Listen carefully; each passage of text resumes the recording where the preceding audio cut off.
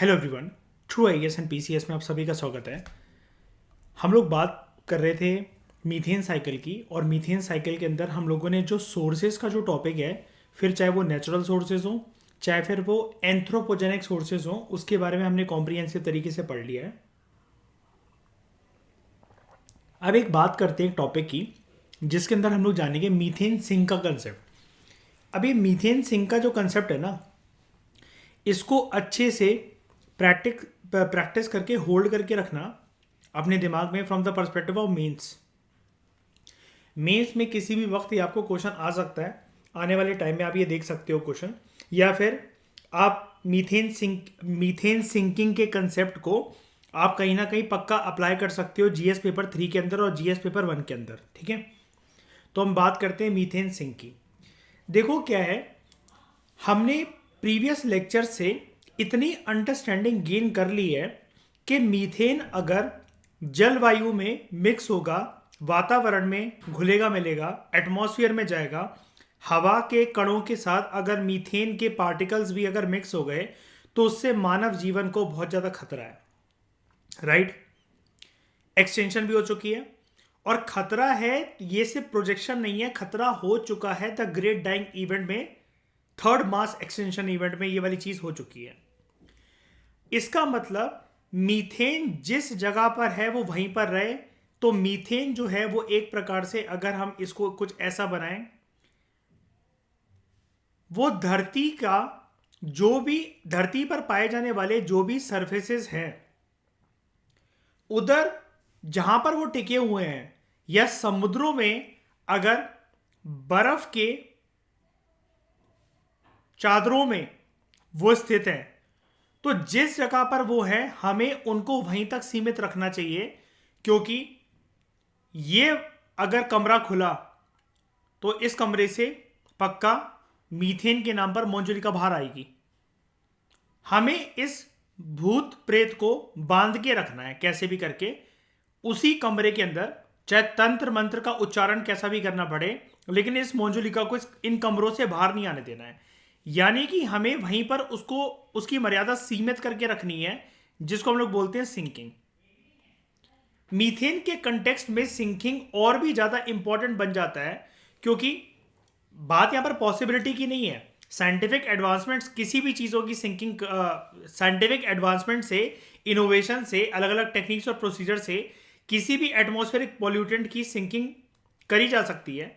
लेकिन मीथेन जो है, मीथेन इंसानी पॉपुलेशन को लुप्त कर देगा, तो उसकी सिंकिंग और भी ज़्यादा इंपॉर्टेंट बन जाती है, वो और भी ज़्यादा इंपॉर्टेंट बन जाती है। ठीक है, अब मीथेन सिंक क्या होता है, या फिर मीथेन सिंकिंग का प्रोसेस क्या होता है? कोई भी जो प्रोसेस है जिसकी वजह से हम कुछ ना कुछ ऐसा कर सकें कि मीथेन को निचोड़ सकें फ्रॉम द एटमॉस्फेयर।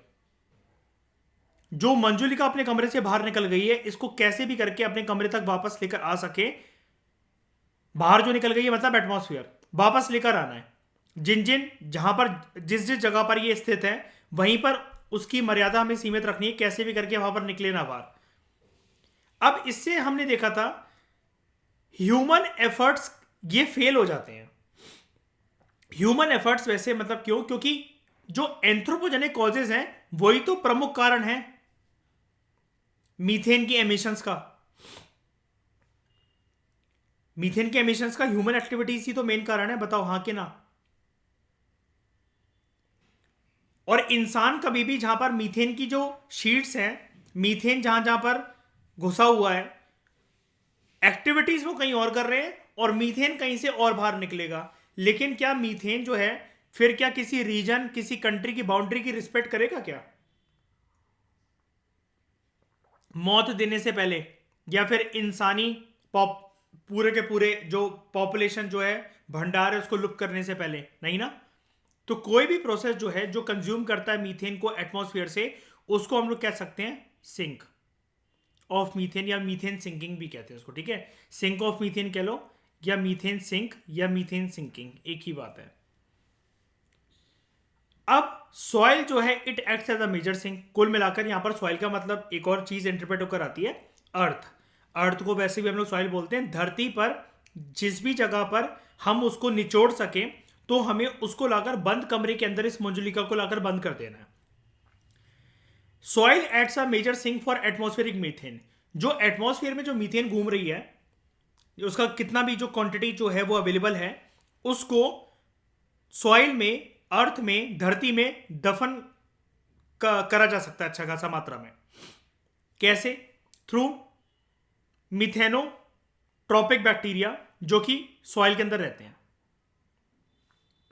ये जो बैक्टीरिया है ये मीथेन को as a source of energy use करते हैं। तो बेस्ट तो फिर यही है कि सॉइल में लाके पटक दो, और जब वो अपनी एनर्जी जो है क्रिएट कर रहे होते हैं बाय यूजिंग मीथेन, या मीथेन से अगर जब उनको एनर्जी जो मिलती है, उस प्रोसेस को हम लोग कहते हैं मीथेन ऑक्सीडेशन। यानी कि सॉइल के अंदर, मिट्टी के अंदर कुछ ऐसे अच्छे लोग भी हैं जिनका नाम है मिथेनोट्रोपिक बैक्टीरिया, जो कि इस मीथेन को कंज्यूम कर लेंगे। ठीक है भाई, जब कोई जहर खा सकता है और जब उसको एनर्जी मिल रही है उस जहर से, दे दो उसको जहर, वो बाकी लोग तो बचे। ये एक प्रकार से खुदा की देन है। जैसे समुद्र मंथन से जब जहर निकला तो सभी जो देवता थे, जो देवियां थी, वो शिव जी के पास गए, और आज भी उन्हें उनके गले के कंठ में वो वाली चीज विराजमान है, वो जहर। इसलिए उनका जो एडम्स एप्पल है वो ब्लू कलर का है, क्योंकि जहर है वहां पे। सेम इसी प्रकार से जो पूरी धरती को मार सकता है, उस जहर को अगर कोई कंज्यूम कर सकता है, तो वो मिट्टी का ये एक बैक्टीरिया है जो कि इस जहर को कंज्यूम करने के लिए रेडी है, और उसको इसको एनर्जी मिलती है। इसका नाम है मिथेनोट्रोपिक बैक्टीरिया। मिथेनोट्रोपिक, एम महादेव से याद रख सकते हो, एम कभी भूल जाओ एग्जाम के अंदर। ठीक है। रिएक्शन विद हाइड्रोक्सिल रेडिकल एक और चीज है जो कि इंसानों के द्वारा टेस्ट करी गई लेबोरेटरी कंडीशन में। यह भी एक बहुत बेहतरीन एक्सपेरिमेंट था दुनिया में जब यह हुआ था। नाम है इसका एक चीज का हाइड्रोक्सिल रेडिकल। अगर आज के समय में पृथ्वी के एटमॉस्फेयर से अगर हमें मीथेन को रिमूव करना है, तो उसमें यह हाइड्रोक्सिल रेडिकल एक मेन ब्रह्मास्त्र बनकर हमारे सामने आ सकता है। मीथेन हवा में घूम रहा है। हवा की सबसे पहली लेयर होती है, जैसा कि हमने ज्योग्राफी में कवर करा था। अगर हम स्टार्ट करें नीचे से,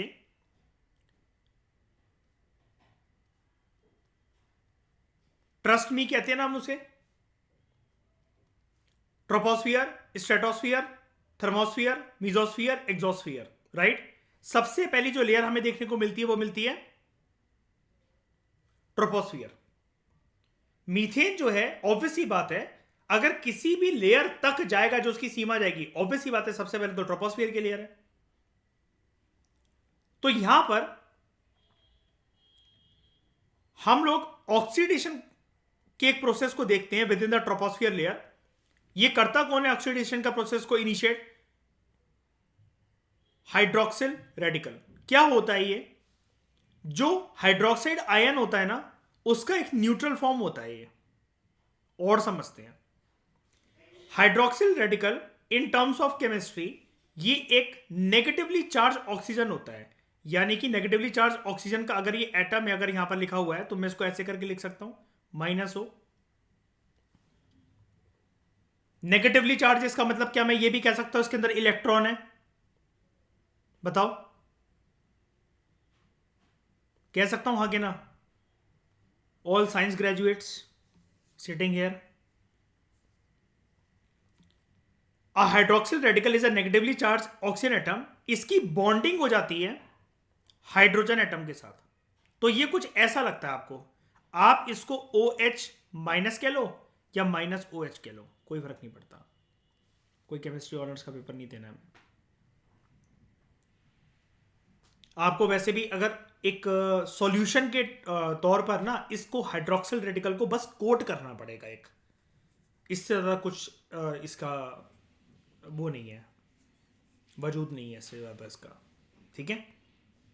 क्या करता है ये तो इसने बताया ही नहीं। कह रहा है कि हाइड्रोक्सिल रेडिकल के साथ कुछ रिएक्शन अगर हो जाए मीथेन का तो कुछ अच्छी चीज़ हो सकती है। कैसे होगा वो मीथेन या हाइड्रोक्सिल रेडिकल, तो चलो हमने देख लिया इन टर्म्स ऑफ केमिस्ट्री क्या है। ये एक नेगेटिवली चार्ज ऑक्सीजन एटम है जिसकी बॉन्डिंग हो गई है हाइड्रोजन एटम के साथ। अब ऑक्सीजन एटम तो है यहां पर, अगर ऑक्सीजन एटम है इसी वजह से वो हमसे ऊपर कह रहा था कि यहां पर ऑक्सीडेशन हो सकता है। कैसे होगा देखते हैं, क्या करेगा क्या है ये भी देखते हैं। हाइड्रोक्सिल रेडिकल्स हमने देखा था कि हम जो आज की क्लास में जो हमने टॉपिक करा वो ये देखा कि मीथेन को हमें सिंक करना है, कैसे भी करके उसको धरती के अंदर लेकर आना है, या जिस जिस जगह पर वो डिपॉजिट है वो वहीं पर इंटैक्ट रहे, और सॉइल में भी लेकर आ सकते हैं हम उसे। ठीक है, हाइड्रोक्सिल रेडिकल एक प्रकार के सिंक ही हैं जो कि मीथेन सिंकिंग को और बढ़ावा देंगे, उसकी मूवमेंट में एक कैटलिस्ट रिएक्शन ला देंगे जिसकी वजह से फास्ट हो सकता है। कैसे? ये एक प्रकार का हाइड्रोक्सिल रेडिकल जो है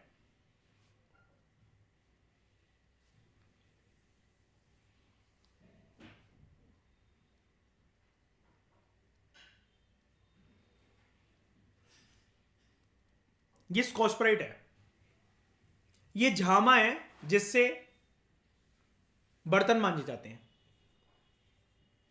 बर्तन पे खाना खाने के बाद ऑब्वियस सी बात है प्लेटें गंदी होती हैं, ऐसे ही वातावरण जलवायु भी गंदी है मीथेन की वजह से। ये झामा, अब काम वाली या मम्मी या कभी हम बर्तन मांजे तो हम हवा में तो झामा नहीं मारते हैं, लेकिन ये एक ऐसा झामा है जो कि हवा में मारा जाएगा।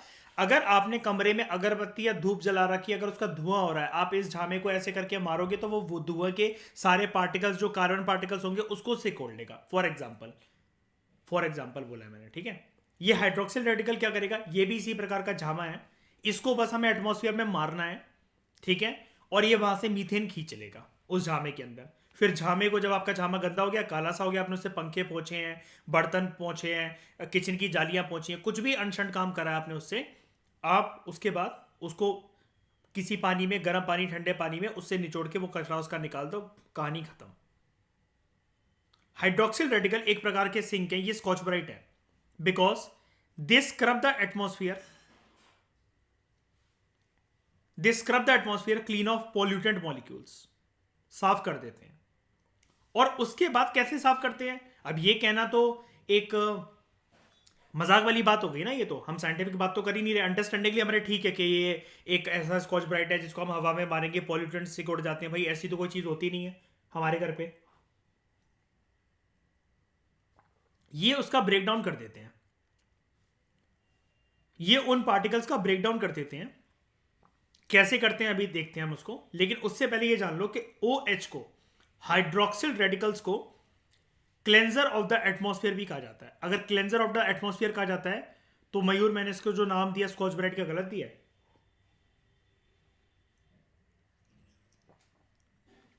अब ये क्या होता है, एटमॉस्फेयर में जो पॉल्यूटेड मॉलिक्यूल्स हैं, अंडशंड कोई भी हो, लेकिन हम इस टॉपिक में कंसर्न किससे हैं? हाइड्रोक्सिल रेडिकल्स का इन्वेंशन किस वजह से हुआ है, इसको देखा किसकी वजह से गया है? कंसर्न क्या था हमारा? मीथेन के पॉल्यूटेंट्स। एटमॉस्फेरिक मीथेन जो है जलवायु में, वातावरण में जो मौजूद है, जब ये OH रिलीज करा जाएगा, हाइड्रोक्सिल रेडिकल रिलीज करा जाएगा, ये इसके साथ रिएक्ट करेगा। तो हालांकि थोड़ा सा टाइम लग सकता है। टाइम क्यों लगेगा? There will be reaction 1, there will be reaction 2, there will be reaction 3, there will be reaction 4, there will be reaction 20, and there can be n number of reactions. ये डिपेंड करता है कि उस जलवायु में मीथेन का कंटेंट कितना है। आई रिपीट, कितने रिएक्शंस होंगे, मैं आपको एक एक्स्ट्रा चीज बता रहा हूं, ये डिपेंड करता है कि हवा में, वातावरण में मीथेन का कंटेंट कितना है। हो सकता है किसी किसी जगह पर जस्ट अभी रिलीज होना स्टार्ट हुआ हो मीथेन, और हमने फटाफट से स्कॉच ब्राइट मारकर, जैसे फॉर एग्जांपल मान लो आपके घर पे दिवाली वाले दिन पंखे साफ हुए, तब बहुत कचरा निकला कि 1 साल से साफ नहीं हुए थे। अब दिवाली मान लो एक एग्जाम्पल के तौर पे 1 नवंबर की थी, और आपने अभी अपना रूटीन बना लिया है कि आप हर 15-15 दिन में पंखे साफ करोगे, तो जितना दिवाली के टाइम पे कचरा निकला था उतना अब नहीं निकलेगा। लेकिन दिवाली के टाइम पे आपको बहुत ज्यादा मेहनत करनी पड़ी थी, यही कह रहा हूं मैं कि बहुत ज्यादा long series of chemical reaction हो सकता है अगर जहां पर मीथेन ऑलरेडी बहुत ज्यादा रिलीज हो गया है। आपके पंखों पे अगर जो डस्ट कॉटन है अगर बहुत सारी है तो आपको बहुत लंबा समय लग सकता है। लेकिन अगर आपने ये ठान लिया कि हर हफ्ते हर संडे में फ्री होता हूं या होती हूं, हर 15 दिन में मैं उसको साफ कर लूंगा ट्यूबलाइट को, पंखे को, तो फिर आपको उतनी मेहनत नहीं करनी पड़ेगी, ना ही वहां से उतना कचरा आएगा, ना ही आपका जो कपड़ा होगा वो इतना गंदा होगा, because there is no dust cotton या फिर dust available on that fan और ट्यूबलाइट। तो जब ये रिएक्शन होता है वहां पर, तो वातावरण में जितना भी मीथेन, अब ये तो किसी का बाप नहीं बता सकता कि वहां पर कितना मीथेन है, ठीक है। हाँ, वो साइंटिस्टों की बात अलग है, लेकिन ये नॉनसेंस ही बात है। ऐसे लोग फिर दुनिया में ये बकचोदी करने के लिए आए हैं अगर ये पता लगाते फिर रहे हैं तो, ठीक है। तो after reacting with OH, atmospheric methane is converted to carbon dioxide and water vapour. और हमने देखा था जब ये चीज रिलीज होती है, कभी भी ये चीज अभी रिलीज होती है, तो मीथेन वैसे भी इतनी क्लीन, इतनी ओडोरलेस, सब कुछ बढ़िया इतनी गैस है, एयर के साथ जब वो कॉम्बिनेशन में आती है, अगर उसकी मात्रा ना बढ़े 5 से 14%, तो वो एक्सप्लोजिव होके नहीं जलेगी, वो नॉर्मल तरीके से जलेगी और कंप्लीट कंबशन होगा ब्लू फ्लेम के साथ मीथेन का, याद है। और वो बाय प्रोडक्ट क्या छोड़ेगा, हमने ये भी पढ़ा था, CO2 प्लस वाटर वेपर। तो मुझे ये बताओ, हाइड्रोक्सिल रेडिकल के साथ जब हम मीथेन को साफ कर रहे हैं जलवायु से और वातावरण से, हवा से, तो क्या इसमें कोई भी बाय प्रोडक्ट हार्मफुल हो रहा है क्या? जनरली मीथेन का रहना ज्यादा क्या कहते हैं, खतरनाक है, या फिर CO2 और water vapour as a by product release हो जाए उसको मिटाने के चक्कर में? बताओ क्या चीज अच्छी है ना। अब हाइड्रोक्सिल रेडिकल ना, देखो अब ये लिख दिया गया, आपने कभी तो कोई आपने सुना तो होगा नहीं कि सरकार ने ऑर्डर दिया किसी प्लेन को किसी कंट्री में, कभी ऐसे कोई खबर तो सुनी नहीं होगी कि जाओ बेटा तुम हाइड्रोक्सिल रेडिकल जो है पटको वहां से। ये चीजें सिर्फ थ्योरेटिकली सुनने में अच्छी लगती हैं, ठीक है।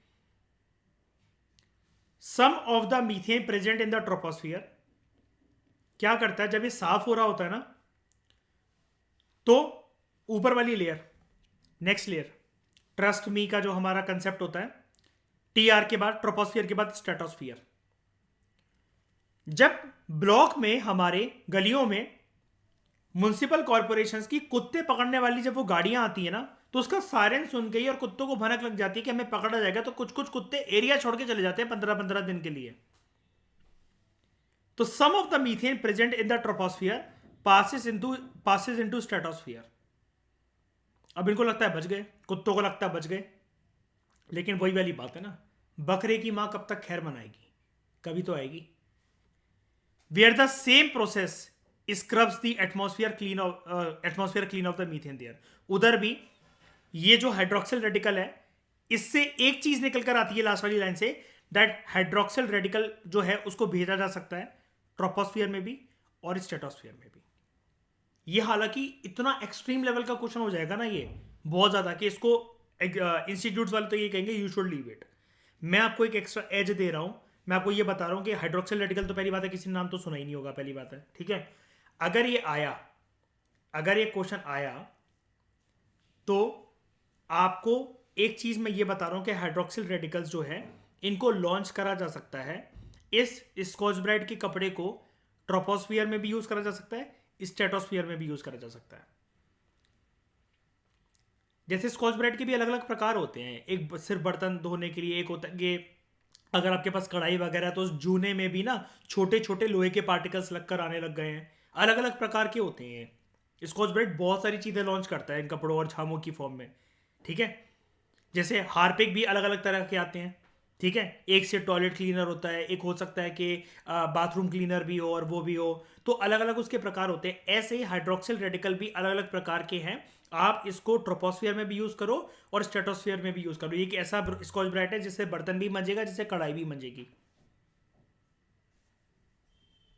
यहां तक किसी को कोई दिक्कत?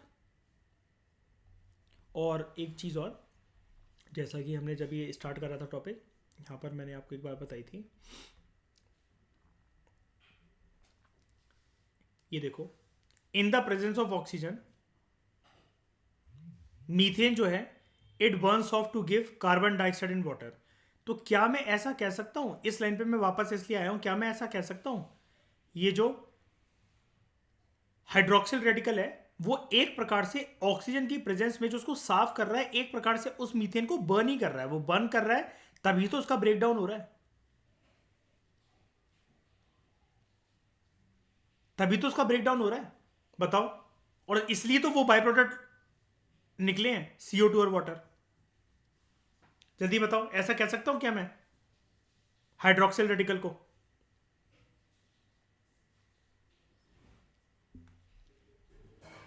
तो इससे ये बताना चाह रहा हूं, जब भी क्वेश्चन आपको पेपर के अंदर आएगा तो टर्म्स पे बहुत ज्यादा फोकस मत करने लग जाना। बहुत ज्यादा भी सोचने वाले अपना पेपर बेकार कर लेते हैं। अगर यहां पर वर्ड, मैं ग्रीन कलर से हाईलाइट कर रहा हूं, अगर यहां पर वर्ड जो है रिएक्टिंग के अलावा कि हाइड्रोक्सिल रेडिकल जो है वो मीथेन को ट्राई करता है एटमॉस्फेयर पे बर्न डाउन करने का, ब्रेक डाउन की जगह बर्न डाउन हो या बर्न करने का, ठीक है।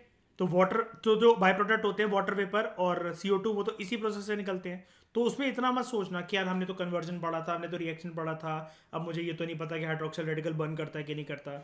अगेन मैं आपको बोल रहा हूँ, हम तो इस टॉपिक की डेप्थ में जा रहे हैं। अगर हाइड्रोक्सिल रेडिकल भी एक टॉपिक सिर्फ मेंशन करके आ जाए ना, मेंशन करके सिर्फ कि consider the following statements about hydroxyl radicals, वो बंदा स्टेटमेंट तो पहली बात है पढ़ेगा ही नहीं, चाहे उसमें कोई भी एलिमिनेशन कोई भी ट्रिक लगती हो, वो उसको देखेगा ही। वो हाइड्रोक्सिल रेडिकल को ही देखकर उसका 50 ग्राम खून ठंडा हो जाएगा, आधा कॉन्फिडेंस वहीं खत्म, अगले 5 क्वेश्चन उसके वैसे ही बेकार होने हैं। फिर हमने मीथेन हाइड्रेट्स के बारे में एक चर्चा करी थी, है ना, आप सबको याद होगा, क्लैथरेट्स जिसको हमने नाम दिया था, ठीक है। क्या थे मीथेन हाइड्रेट्स हमने जब देखा था? फटाफट से अगर मैं आपको दिखाऊं, क्या थे जल्दी बताओ, क्या सीखा था आपने उससे?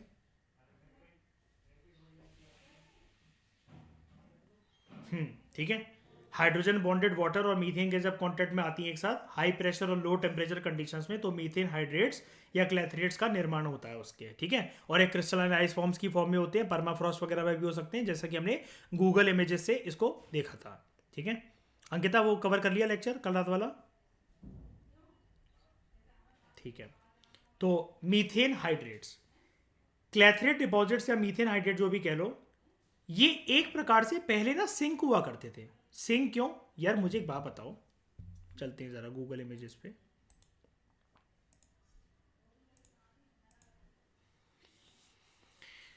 इस पे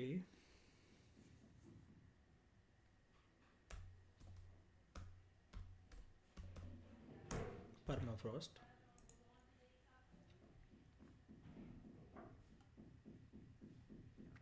परमाफ्रॉस्ट में कुछ इंटरेस्टिंग देखते हैं। हम देखते हैं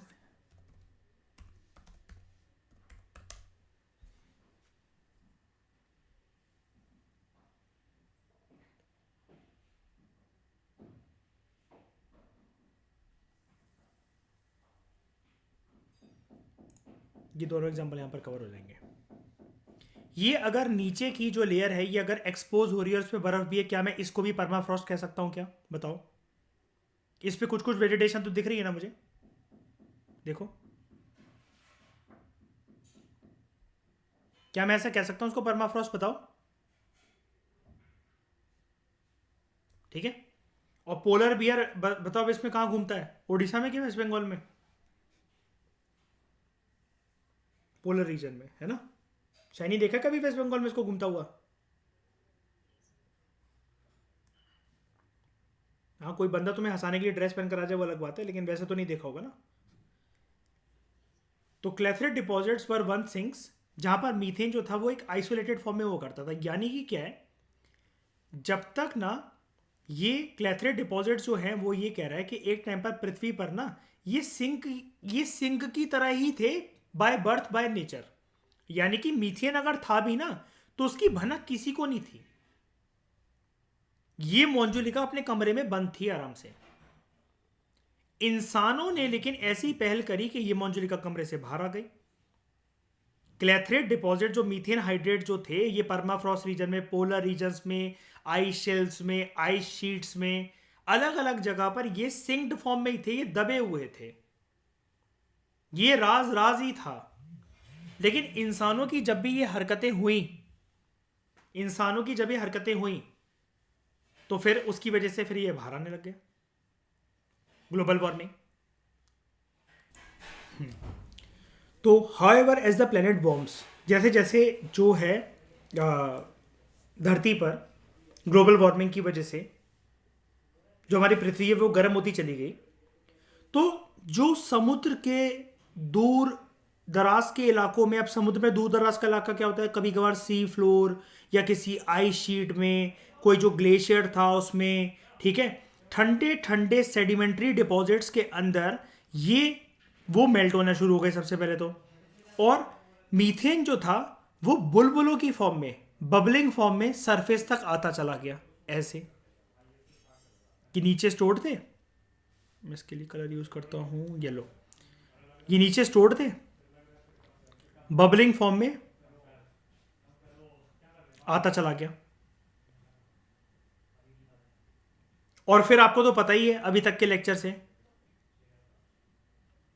यहां पर कुछ ना कुछ जो माइक्रोब्स होते हैं और उनको तो ऑक्सीजन की प्रेजेंस भी नहीं चाहिए होती, एनारोबिक ऑक्सीडेशन से ही वो ये वाला काम कर देते हैं, या अगर चाहिए भी तो बहुत कम ऑक्सीजन की मात्रा से वो वाला काम कर देते हैं। क्या काम कर देते हैं?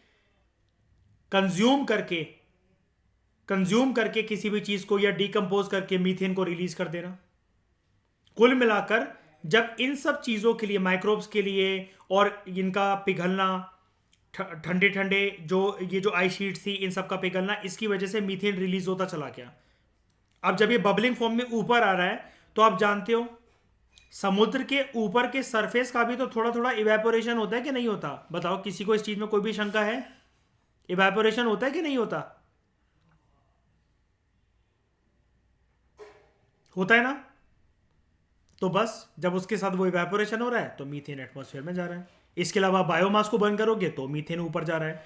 टर्माइट्स के अंदर जो डाइजेस्टिव प्रोसेस होता है तब मीथेन ऊपर जा रहा है। परमाफ्रॉस्ट मेल्ट करेंगे तो मीथेन ऊपर जा रहा है। स्टोर कहां पर है? न्यूट्रिएंट रिच सी बेड्स में, सी फ्लोर में स्प्रेड है, हाइड्रेट्स और क्लैथरेट्स की फॉर्म में। मिथेनोजेंस हैं जो सॉइल के अंदर, उसके थ्रू जा रहा है। प्लांट डिके हो रहे हैं तो जा रहा है। लैंडफिल्स जो वेस्ट है उसकी वजह से जा रहा है।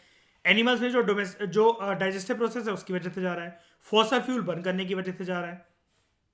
Transfer of methane in soil to air by plants भी ऐसा करते हैं। क्यों? क्योंकि ये भी तो सड़ सड़ के ऐसे ही हो जाते हैं, प्लांट डिके वगैरह। और एनएरोबिक ऑक्सीडेशन जो होती है माइक्रोब्स, इनकी वजह से जा रहा है। इस पूरे घर में, इस पूरे राक्षसों के परिवार में एक है विभीषण। एक है विभीषण कि पूरी फैमिली नेगेटिव है लेकिन एक जो है वो पॉजिटिव है। कौन है वो पॉजिटिव? अभी देखते हैं। तो it is one of the great risk to the life forms on Earth. क्यों? एक बार तो हो भी चुका है, इस फॉर्मेट से नहीं हुआ था लेकिन कैसे ना कैसे करके इस हो चुका है। Great dying event. कभी भी अगर पेपर के अंदर ग्रेट डाइंग इवेंट के बारे में मेंशन करके लिखो ना, तो एक चीज जरूर कर देना कि लिख देना थोड़ा सा कि it was the third mass extension event. Okay, small fraction of जो मीथेन है वो लॉस भी हो चुका है स्ट्रेटोस्फियर में। हो जाता है, मतलब कभी कभार हो क्या चुका है, हो जाता है जब भी वो रिएक्शन कर रहा होता है हाइड्रोक्सिल रेडिकल्स के साथ, लेकिन वहां पर भी वो बच नहीं पाता, उसकी क्लेंजिंग हो जाती है। और इस पूरी साइकिल को घुमा फिरा के हम लोग कहते हैं मीथेन साइकिल। हम पहले एक क्वेश्चन देखते हैं 2019 का, उसके बारे में एक चीज के बारे में बात करेंगे फिर। Which among the following statements are correct about the deposits of methane hydrate? अब हर किसी को यह लगा था, मेरी जितनों से बात हुई थी मेरे फ्रेंड्स वगैरह से, कि यार ये करंट अफेयर तो नहीं पढ़ा, ये करंट अफेयर का क्वेश्चन था ही नहीं। पहली बात है, इंस्टीट्यूट वालों ने इसको कोट करके निकाल दिया। साल 2019 का पेपर था कि द हिंदू में ये 2017, 18, 16, 15 में आया हुआ था। किसी भी टर्म को सर्च मारोगे अखबार में, वो कभी ना कभी तो कवर हो गई। अब कोई टर्म हिंदू में 20 साल पहले आई थी तो 20 साल के करंट अफेयर पढ़ेगा कोई क्या? कलेक्टर बनना है कि रद्दी वाला बनना है? Number 1, global warming might trigger the release of methane gas from these deposits. अब लोगों को मीथेन हाइड्रेट ही नहीं पता था तो क्या पहली स्टेटमेंट क्या घंटा जानेंगे? लेकिन मान लो चलो अभी हमें पता लग गया है, अभी हमने इसको पढ़ लिया, देखते हैं। ग्लोबल वार्मिंग अगर होती रहेगी तो उसकी वजह से मीथेन गैस इन डिपॉजिट से ट्रिगर हो जाएगी। अब देखो, हमें ये स्टेटमेंट कितनी ज्यादा आसान लग रही है ना, हमारे लिए कितनी आसान है ना ये, तो ये तो स्टेटमेंट राइट है। जहां ग्लोबल वार्मिंग वर्ड आया, मीथेन की रिलीज का वर्ड आया, आगे पीछे मुझे कुछ देखना ही नहीं है, पक्का रिलीज होगी मीथेन गैस ग्लोबल वार्मिंग की वजह से। ये दो शब्द कंधे से कंधा मिलाकर, हाथ से हाथ मिलाकर चलते हैं। उसके बाद गूगल इमेजेस को इसलिए भी दिखाया था मैंने ताकि आपको ये चीज़ याद रहे। अभी हमने पोलर बियर देखा, ये देखा, पोलर रीजन्स देखे, आर्टिक रीजन्स देखे, हमने वो सड़क देखी थी जहाँ पर बर्फ की चादर बिछी हुई है। Large deposits of methane hydrate are found in Arctic tundra and under the sea floor. Obvious ही बात है, क्योंकि यहाँ पर क्या है, कोल्ड कंडीशन है और ज़्यादातर यही मिलता है, तो ये भी ठीक है। अब यानी कि एक ऐसा क्वेश्चन होना चाहिए था। अब देख रहे हो, this was the toughest question of 2019। This was the toughest question of 2019। और यूपीएससी ने एक चीज की लेवरेज भी दी थी। बड़े सारे क्वेश्चन जो थे इकोनॉमिक्स के, मनी एंड बैंकिंग के, और एक क्वेश्चन 2018 में इकोनॉमिक्स के अंदर जो क्वेश्चन थे वो 2019 में रिपीट करें। अकबर और दिल्ली सल्तनत का कंपैरिजन करवा के वो चीज उसने 2019 में भी पूछी थी। और एक चीज क्रिस्पर कैस9, जिसको सीजर कहते हैं एक तरीके से, ठीक है, क्रिस्पर कैस9, ये सेम क्वेश्चन उसने, मतलब हालांकि उसकी स्टेटमेंट टोन अलग थी लेकिन आंसर बिल्कुल ठीक था। अगर जिसने 2018 का पेपर भी देखा होता तो उस पेपर को देखने की वजह से कि क्रिस्पर कैस9 था कि अगर ये डिस्कशन सुनी होती किसी इंस्टीट्यूट की तो वो 2019 का क्वेश्चन कर लेता कि इसको जीनोम सीजरिंग कहते हैं, सीजर कहते हैं, एक तरह की कैची होती है। और यही क्रिस्पर कैस9 जो था उसने 2018 में भी पूछा, 2019 में भी पूछा। और 2018 और 19 की थीम्स लगभग 75% पेपर सिमिलर था थीम्स के बेसिस पे। उसने वही कंपैरेटिव एनालिसिस जो 18 में करवाया था, उसने पता नहीं एक त्यागराज या किसी को एक कंटेम्प्रेरी बता दिया था। अगेन जो हम बुक पढ़ रहे हैं हिस्ट्री की, क्लास 12 की, थीम 1 और थीम 2 के बैक एंड में जाकर ना एक टाइमलाइन गिवन है, वहां से उसने दो बंदे निकाले, थीम 1 को उठाया और थीम 2 को उठाया। 2019 के अंदर उसने थीम 2 के दो बंदों को उठाया और अलग अलग चैप्टर्स बदल दिए थीम 2 की, जो 12वीं क्लास की जो हिस्ट्री है, कि एक उस चैप्टर से बंदा उठा लिया, कि उस चैप्टर से बंदा उठा लिया और पूछ लिया कि कंटेम्प्रेरी है क्या। 2018 के अंदर वो क्वेश्चन गलत हो सकता था जो उसने पूछा था, कंटेम्प्रेरी थे। और 2019 के अंदर भी ये गलत था, वो जो उसने दिए थे कंटेम्प्रेरी रिलेशंस जो दिए थे कि क्या ये एक दूसरे के कंटेम्प्रेरी थे ये दो बंदे। बहुत सारी थीम्स रिपीटेड थी, सिमिलर नेचर के क्वेश्चंस आपको उन 2 साल में मिले थे। कि 2018 में जिससे गलती हो गई थी, पेपर का पैटर्न थोड़ा सा अलग हुआ था, लेकिन अगेन जिसका स्टैटिक पोर्शन जो कवर था तो वो 18, 19, 20, 21, 22 जो और जो आगे होंगे वो सबको निकाल सकता है। करंट अफेयर का कोई रोल नहीं था, तब भी नहीं था, आज भी नहीं है। पेपर क्लियर करवाने में, प्रीलिम्स को क्लियर करवाने में तो एटलीस्ट करंट अफेयर का कोई रोल नहीं होता। बकने वाले जितने मर्जी बकते रहे, इस चीज को मैं प्रूव कर सकता हूं लाइव। उसके बाद एक ऐसी स्टेटमेंट होनी चाहिए थी जहां पर 1 और 2 दोनों हो। अब 1 और 2 तो सिर्फ यही है साथ में, यहां पे और एक यहां पे। ये पूरी तरीके से गया, ये पूरी तरीके से गया, ठीक है। उसके बाद ये स्टेटमेंट देखो, methane in the atmosphere it oxidizes to form CO2 after a decade or so। अब ये चीज ना स्टैटिक पोर्शन वालों को बहुत ज्यादा सहूलियत दे सकती है, जिसने स्टैटिक पोर्शन पे अच्छी कमांड बनाई है। क्यों? इसलिए मैंने आपको इतना ज्यादा ओवर एम्फसाइज करवाया इस लाइन पर। यार ये आसान बात नहीं है ना, it needs a long series of chemical, long series of chemical reactions. जब वो कन्वर्ट होता है, बर्निंग होती है हाइड्रोक्सिल रेडिकल के साथ या फिर एटमॉस्फेयर में, वैसे भी मीथेन अगर बर्न हो रहा है तो वो बाय प्रोडक्ट CO2 और वाटर वेपर निकलेगा। उसने सिर्फ एक दिया है मुझे कि मीथेन जो है एटमॉस्फेयर के अंदर उसका ऑक्सीडेशन होगा और CO2 में वो कन्वर्ट होगा। और मैं उस प्रोसेस को जानता हूं कि भाई ये चीज हो सकती है, मीथेन का जैसे एयर में कांटेक्ट में आना और उसका बर्निंग होना, या फिर मैंने यहां पर स्कॉच ब्राइट यूज करा हो जिसको हम लोग कहते हैं हाइड्रोक्सिल रेडिकल। अगर ये इंफॉर्मेशन मेरे पास थी ना तो ये स्टेटमेंट वो क्लियर थी। लेकिन ऑब्वियसली बात है, जब कोई पर्सन अगर मीथेन हाइड्रेट का क्वेश्चन सॉल्व करने की क्षमता रख पा रहा है तो इस तीनों स्टेटमेंट में उसको एक सिंगल % भी डाउट नहीं होगा। क्योंकि अगर जिसने मीथेन हाइड्रेट का पढ़ा है तो ऑब्वियसली बात है वो ऊपर से इस टॉपिक को वैसे भी नहीं पढ़ सकता। मीथेन हाइड्रेट का मीनिंग ही कोई तभी जान सकता है जब वो इतना डेप्थ में जाकर पढ़े। एंड शंकर आईएएस कोई काम नहीं आने वाली थी वो किस टाइम पर, जब ना ही कोई PD365 एक साल के तो छोड़ दो, जब से विजन लॉन्च कर रहा है तब से भी बढ़कर देख लो वो भी काम नहीं आने वाले थे। हिंदू 5 साल का कोई काम नहीं आने वाला था, 6 साल पुराना कोई करंट अफेयर एक बारी बस वो मौजूद था, वो इंस्टीट्यूट ने कोट कर दिया था और सबका यही कहना था this question was suppose to be left. बकवास, ऐसा कुछ नहीं।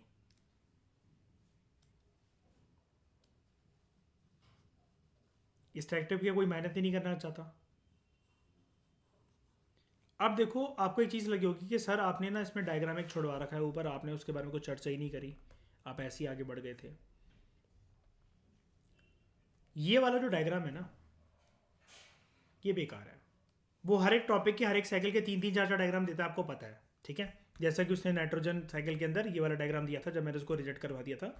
हमारा एक अच्छे जिस डायग्राम से काम हो सके हमें सिर्फ वही यूज़ में लेना चाहिए। अब ये कहीं से कॉपी पेस्ट है, ये साइंस वाइंस की किसी बुक से, ICSE बोर्ड या जो भी है फलाना ढिकमा, ये साइंटिस्ट बनाने वाली नीचे बात है। ये देख के ही मुझे भाई ये लग रहा है जो मेरी आंखों में अट्रैक्शन ना डाल सके वो चीज़ बेकार है मेरे लिए। ये था डायग्राम दमदार, ऐसे ही।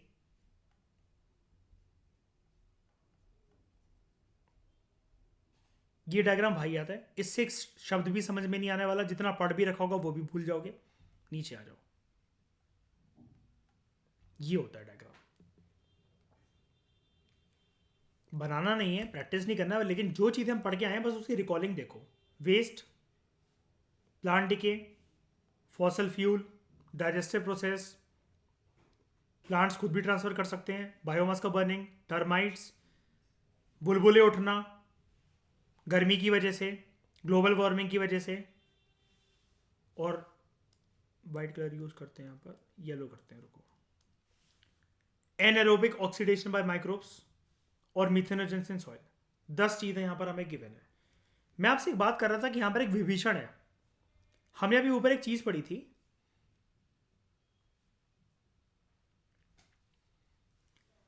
शिवजी ने समुद्र मंथन से जो भी विष निकला था उसको पी लिया था।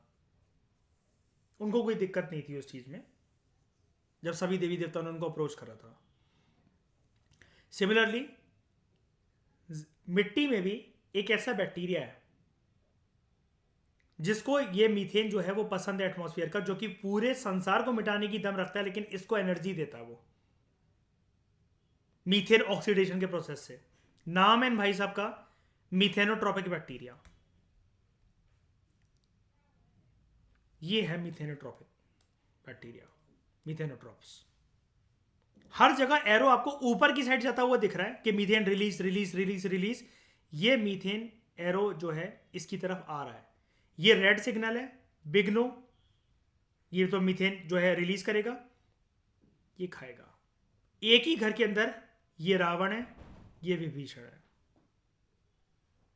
ये नेगेटिविटी फैला रहा है, वो नेगेटिविटी को कंज्यूम करके उसको देखो कलरफुल स्ट्रक्चर दे रहा है, मीथेनोट्रॉप्स।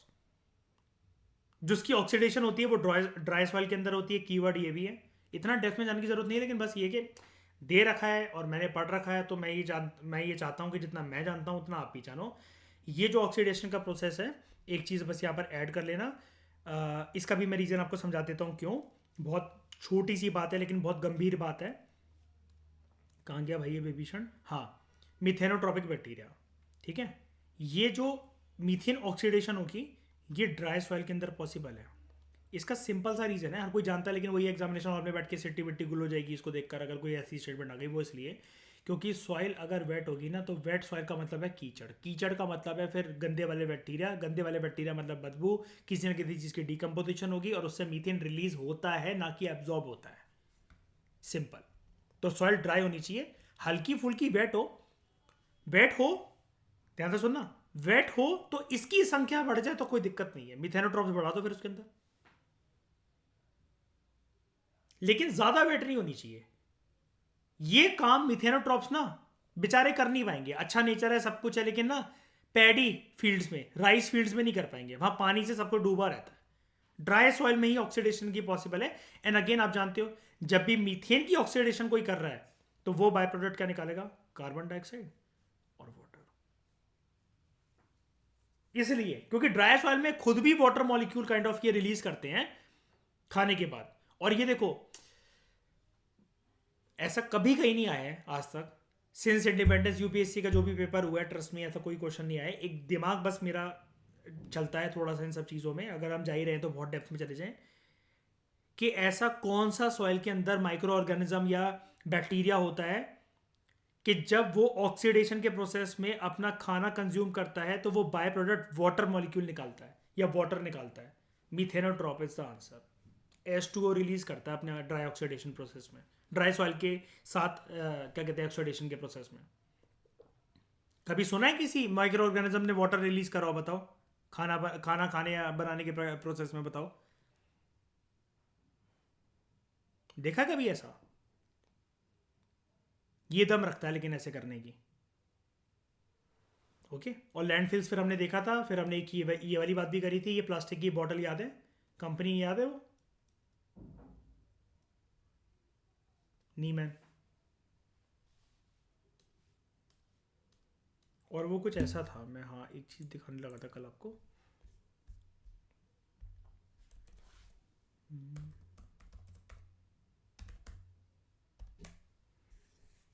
ये पड़ा रहता है ओशन के अंदर,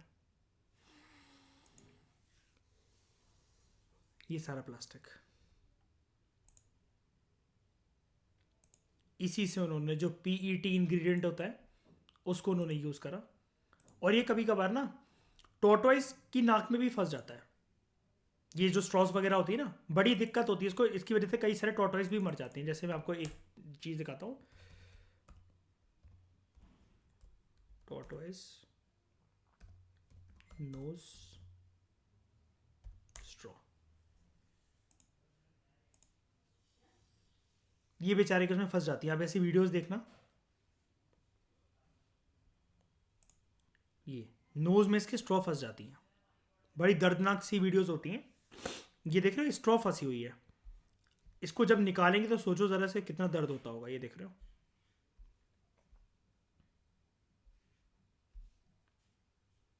ये भी एक मरीन पॉल्यूशन का एक दुष्परिणाम है, पनिया वगैरह खा लेना इनके द्वारा। ठीक है। और ये सबसे खतरनाक चीज़ तो यही होती है, स्ट्रॉ वगैरह ये फंस जाना।